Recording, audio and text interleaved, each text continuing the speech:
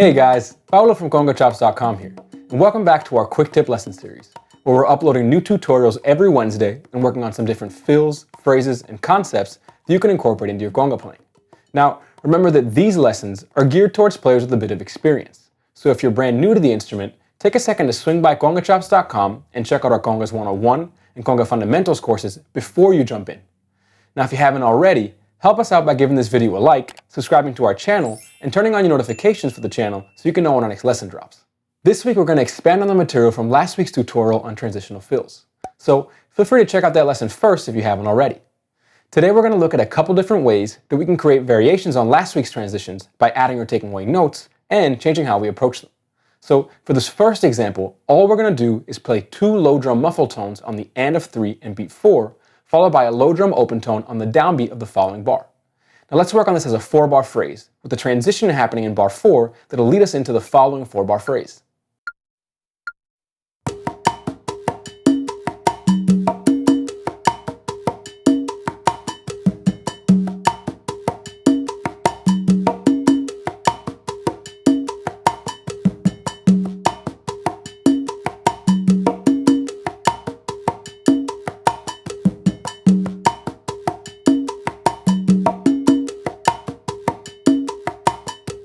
This specific transition is more commonly used to move from a down section to an up section.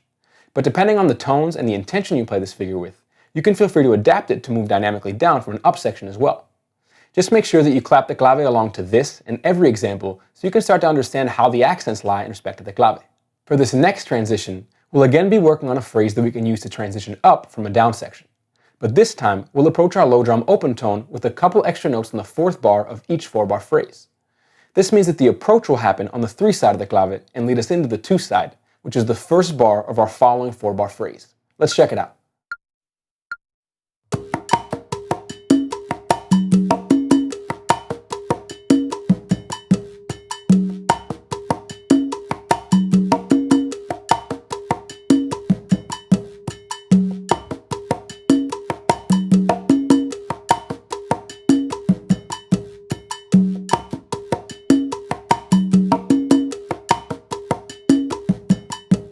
Now I really dig this particular transition because it allows us to build up a bit of tension and leave some space before we come back in on the following bar with our low drum open tone. Now you hear that this works especially well when playing with a timbalero, as the timbal will commonly play a fill or abanico in the last beat or so of a phrase to help us transition to the following phrase or section. For our last transition, we're going to use this most recent example as the foundation, but this time we'll play all of the muffle tones on our high drum, and instead of playing only one single muffle tone on beat 3, we'll play 2 muffle tones, one on the and of 3 and another on the and of 4 to lead us into the following bar. Let's hear what it sounds like.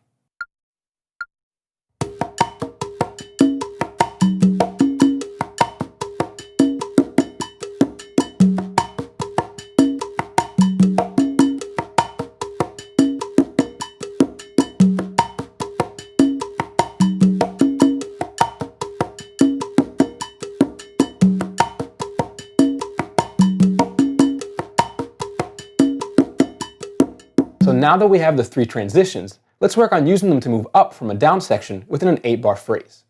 So in the first 4 bars, we'll play a 1-drum tumbao as if we were in the down section of an arrangement, then use our first fill to transition up in the 4th bar to a 2-drum tumbao where we'll also add a bongo bell. From there, we'll transition back down to our 1-drum tumbao after 4 bars and move on to the next example within our 8-bar phrase. Let's check it out. 2, 1, 2, 3, 4.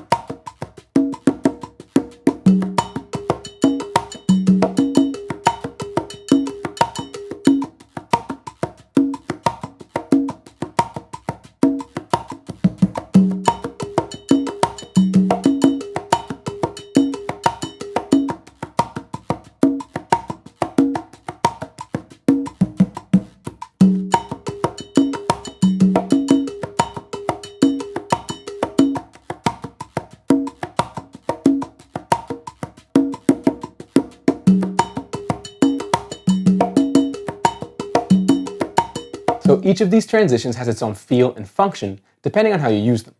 Now, in a musical context, it's important that we're very aware of not only the form and the dynamics of an arrangement, but also what the timbalero is playing, as they're commonly responsible for helping us outline the form and helping us move from section to section as a band.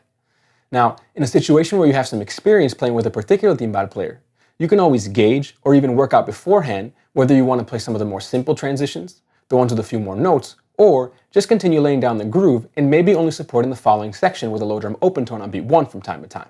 Conversely, if you're working in a conjunto format where there is no timbal player, you can decide to be a bit more liberal with these types of transitions, as you'll be more responsible for outlining the form and helping the band move from section to section.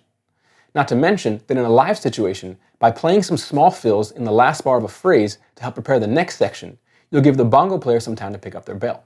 Now, remember that we worked on all of the examples in this lesson exclusively in 2/3 clave, but they all work just fine when played in 3/2.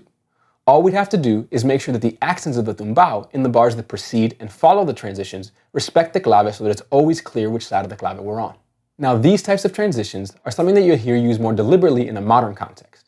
Now, that's not to say that you won't hear the conga player add some fills to help transition in a more old school context, but one of the defining characteristics of the modern salsa sound is having more organized arrangements in terms of the individual percussion parts within different sections in a way that draws in part from the sensibilities and nuances of American pop music. This leads to a more calculated approach, and in general, more attention to detail when it comes to playing through different transitions, breaks, and sections cleanly, and allows the percussion section as a whole more opportunities to incorporate transitions like the ones we've covered in today's lesson.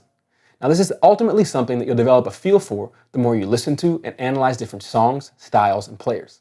If you're interested in learning more about what we do on Conga Chops and how we can help you develop your skills, come check us out at congachops.com. We've got an incredible library of step-by-step courses and lessons, over 10 hours of exclusive practice loops, hand-picked Spotify playlists for every pertinent course and lesson on the site, and an amazing community forum where you can meet and discuss with other members, as well as get one-on-one feedback on everything you're working on. Just click the link below to grab your free 7-day trial and see what it's all about. Now, please don't forget to show your support for our channel by giving this video a like, leaving a comment down below as to what you'd like to see me cover next, and hitting subscribe so you can catch our new videos each week. I'll see you in the next lesson.